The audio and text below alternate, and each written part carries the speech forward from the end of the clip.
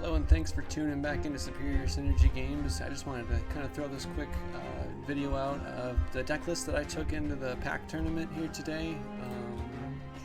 It was the $1,700 the Pack Tournament. They just finished up round 8 and I'm quickly putting this out. I ended up going 6-2 with it, so at the moment I think I'm sitting 9th place, so kind of middle of top 16. Hopefully I can stick in there and make it on to day 2 here to compete for the big prize, but just wanted to go over the list here. I ran an Amethyst Sapphire deck, so I like my deck name for it was the Swarm deck, just because the whole goal of the deck is to swarm the field. And so let's dig in here. I ended up going with 61 cards. Normally I like to stick at 60, but I was feeling a little crazy and couldn't kind of cut down to where I was down to 60, so it's almost an entirely character-based deck. I've run very few locations and actions, and so pretty much my goal is to just lay everything out and go as fast as I can. And most of my cards are drawing me cards or getting me lore, or just keeping my hand full so that my opponent can wipe them out and I can just replace them with more characters. So starting off with my 1 cost, I went with 4 of the Chernobog's followers, as well as the 4 Rafikis, and then down below here I was running 4 popsicles, so 3 different 1-cost options. If there were any changes I was to make this, maybe I would cut a Rafiki and go down to 3 Rafikis, but overall I loved the versatility of going between Rafiki or Chernobogs, just due to Rafiki being able to challenge a lot of creatures and a lot of characters and kind of trade with them, especially things that are 2 or 3 costs. Whereas Chernobog's followers trades with a lot of the 1 or 2 costs and then can draw me a card if it served its purpose and let me quest. So going on to my 2 costs, I only have the 4 Grammatalas and the 4 Madamims. Grammatala was one of my favorite cards all day. Just being able to play this on 2 and kind of have it sit out there for your opponent, where it's either going to keep questing or your opponent's going to deal with it and give you that lore ramp. And so especially combined with Rafiki, when you can open with Rafiki and then go into Tala, where your Tala is going to keep questing, and if your opponent swings into it, they leave themselves open with their character to be taken out by Rafiki. So it leads you to a pretty favorable trade there. And then when I don't find the Tala, I usually have the Madamim snake, though I usually like to leave this till late game and have as many snakes as I can in hand, so that I can, once I've ramped up to my ink that I want to be at, I can use these snakes to kind of do some bounce shenanigans with goats and rabbits. So going into the 3 costs, there's a lot more options here. Obviously the bounce package here of the Madamim, but as well I didn't really like to play this on turn 3 if I didn't have to. I'd like to save this for the bouncing. So I've got the 3 Maleficents, great card that's just going to replace itself in your hand and just hit the field. The 3 Merlins, which can turn your Rafikis, your Talas, your Chernobogs, turn that pretty much anything into a big hitter and kind of make some favorable trades happen when you bounce them. And then finally my favorite 3 cost was the Detective Mickey, so again giving me that lore ramp, or sorry, ink ramp that I would be able to go out with and kind of get more ink than my opponent, so I was able to do a lot more with all of the cards that I was drawing. So then I have obviously the 3 friends on the other side is my only action, so I'm not running any like removal based songs or removal based action in this at all. Just using that to sing and keep cards in my hand. So going into the 4 costs, obviously the whole key to this whole thing is the Merlin Goat and the Merlin Rabbit. Both of them are just crazy bounce targets, and as well as they both do something when they leave the field, so if your opponent wants to swing at it, it's still going to get value as soon as it dies. So basically bouncing these back and forth with the Mims, super crazy good. I mean, everyone's seen the package before. It's nothing new and no big surprise.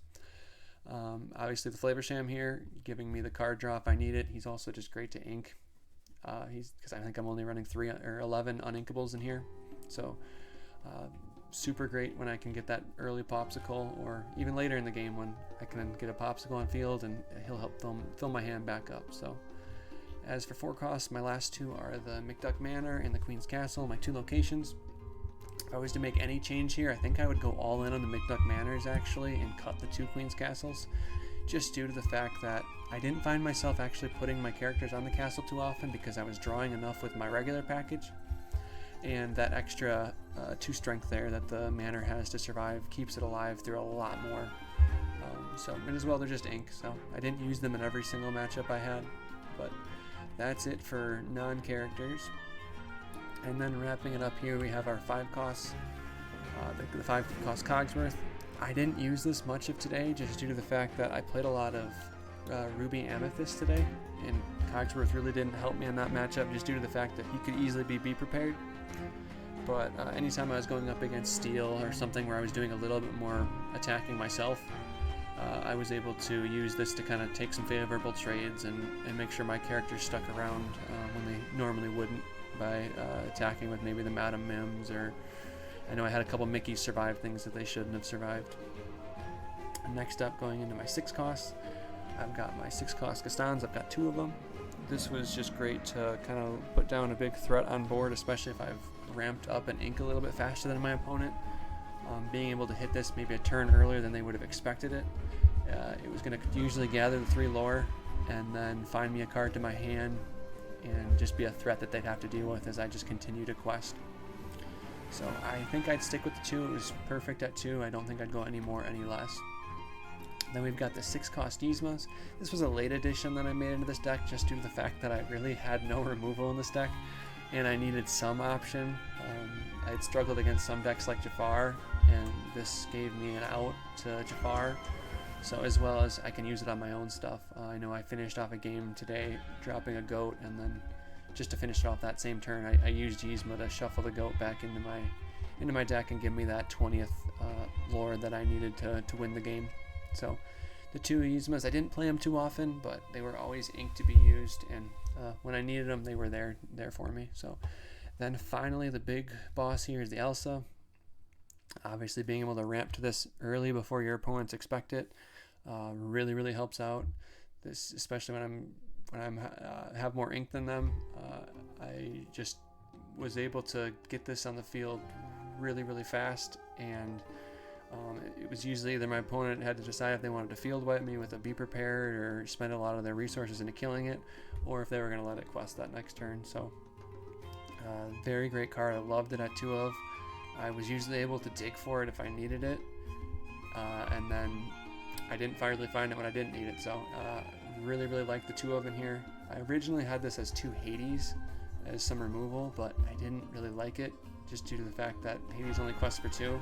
So she becomes a little bit more of a threat, questing for 3 and kind of locking out your opponent's board just a little bit. So that's everything I got here today. So there's obviously some changes I'm going to be making to the deck.